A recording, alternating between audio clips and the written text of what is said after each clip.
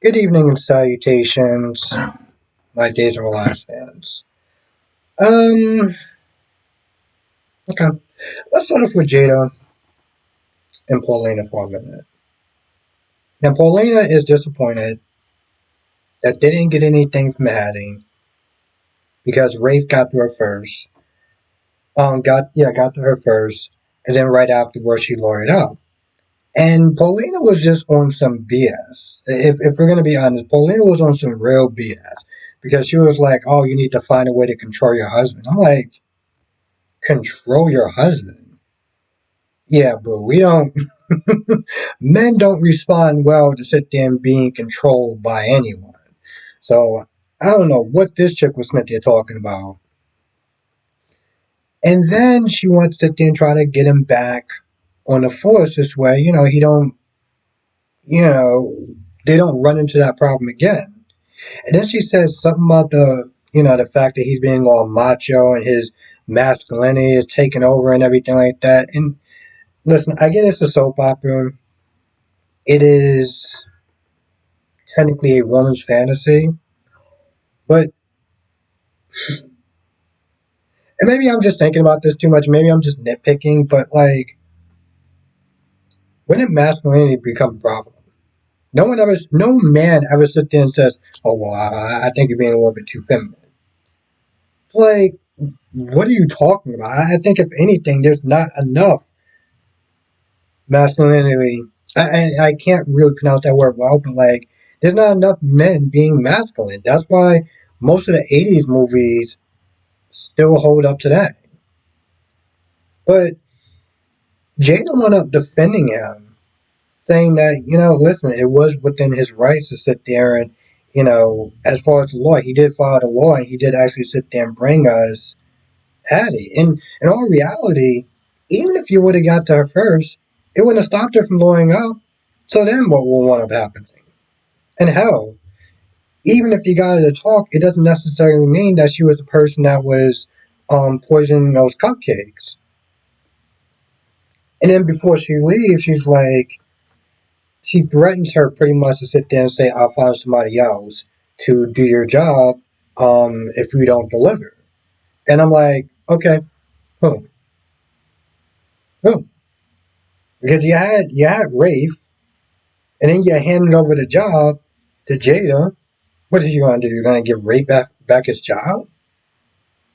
Like, Jada seems like she's doing a great job so far, and it's not exactly an easy position. And I understand this is how these things go with like the mayor and the commissioner and stuff like that, but like, you're already the ranks are already down as far as the police department, and you want to sit there and probably threatening. You want to sit there and want to threaten a really good commissioner right now?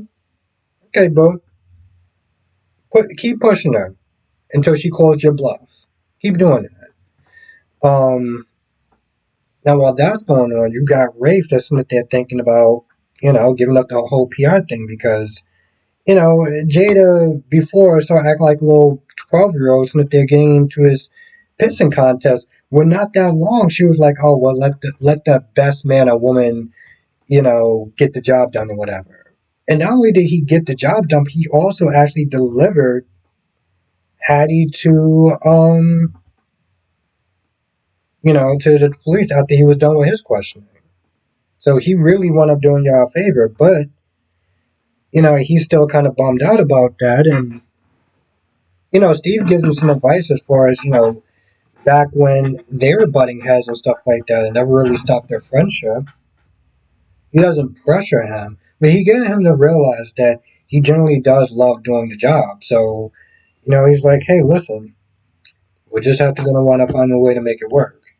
And when they get back, Jada, apologizes and says that during her talk with Paulina, she was one of defending him. So they just they just gonna have to sit there and make it work somehow. Speaking of that, EJ gets a visit at the door, and it looks like Rafe. Well, face wise. He's dressed differently and everything like that. He barges on in. He starts pouring himself a couple of drinks. And at this point, EJ's like, "Are you just having like a midlife crisis or something?" until he reveals that he's not Rafe, he's some guy named Arnold Finnegar. So pretty much another Finn. And he's like, hey, listen, where I was, I ran out of money, and I'm here for some more at this point. They go back and forth, they start doing tit for tat, and then Johnny comes in, right? Now, all the work that I don't know exactly the particulars, I just know that this guy was in some sort of shady dealings with EJ and Stefano. They got him to make him look like Rafe to sit down, I think, break up, Rafe and Sammy and everything like that. And long story short, this guy's supposed to be dead. This guy's supposed to be dead, and if he's not dead, I'm pretty sure it's bad news for EJ. I don't know if he can go to jail or just want to losing his job. And I feel like at this point, it's like he'll have his job, he gets threatened for his job. He's always getting threatened for his job, like every other week at this point. So, um, he pretty much do not want this guy to be found. And Johnny comes in. And at first, he tries to play it off like, oh, like, I don't know who you are. But then he's like, yeah, I'm Rafe. I'm just trying out this new look or whatever for my PI job and stuff. So the whole time he's doing that, he just kind of just, teasing EJ and just kind of poking, making fun of him a little bit. And EJ realized that this guy is just not going to go away. So he's like, all right, fine. I'll give you your last payment. You'll find a way to make it work. I don't give a damn about the heat or whatever. You will go and you will stay gone. But it seems like this guy is not content to just leave just yet. So I'm very curious to sit there and see what this guy is going to do. Also, I'm not gonna lie, I kind of like him a little bit more better than Rafe. I'm just like, can we just like swap him out for like a little bit? Like, give us like a good month of this guy. I want to see what this. I want to see this version. Um. So Alex runs into Philip in the town square where pretty much everyone meets at, and after they talk about Titan and him getting 50% and everything like that, Philip decides to give Alex a heads up about his situation with Stephanie. Now Alex plays it off. You can tell like he is fuming, but he's playing it off because, well, let's be honest, they can't really, be together and work together and everything. And so they go back and forth a little bit, and he kind of does the whole, well, she's my friend, and I don't want her hurt, and da da da da da. Also, Stephanie is under the belief that Alex and Joy are hooking up or whatever. So at this point, I almost feel bad for Philip. Okay, because while Stephanie's sitting there talking to Kayla about trying things again with Philip, it just goes right back into the whole Chloe thing. Chloe was with Philip because she couldn't be with Brady. That was the whole thing. And then that pretty much blew up in his face. And now he's with somebody else who can't be with the person who they want. So they're using Philip as a consolation prize. So eventually Stephanie comes in and Alex leaves. Philip asks Philip asks Stephanie, if they want to go on a date after Christmas and everything, and she says yes. But you can just tell right off rip that like I said when she was talking to her mom, she was like, "Hey, listen, I can't be with him because of work and everything like that. So, while I'm not going to dive head into it first, just go all the way. I got to find a way to move on. But the problem is, you're not. While you are finding a way to move on, you're also using him as a consolation prize.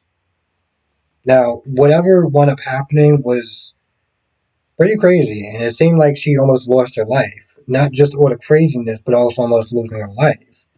So that's why Kayla was like, "Are you sure you want to do this? Because last time it didn't exactly end well, and I don't want history to repeat itself."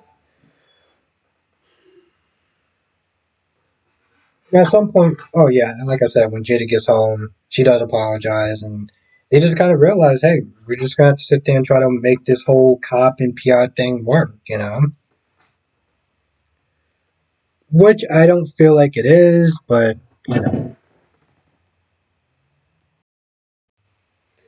I feel like that's about it. I mean, there was a conversation with Kayla and Steve. They were just pretty much kind of just talking about their daughter and talking about how Rafe almost quit, but then decided not to quit because of his relationship with Jada. But other than that, I think that is just the episode. It wasn't super great, but it wasn't terrible either. Well, it was just in the middle. Given the holiday seasons and stuff like that, I don't know if it's going to be as crazy or as good. Plus, I saw the previews and it was just like, eh. But I think this week is going to be decent, and I can do decent. I can do decent. I do understand why some people don't watch daily, but I can do decent if it's going to be on that level for this week. Anyway, I'm not going to do a live stream tonight, but I will be back on Thursday. And, I'll sit there and talk about all the shows like usual, because they'll be back at this point, um, 8 p.m. Eastern on Thursday. Anyway, have a great night. Have a great holiday, whatever holiday you celebrate. The Kwanzaa, Hanukkah, or Christmas, or Festus, or whatever one that you choose. And yeah, I'll see you in the next video.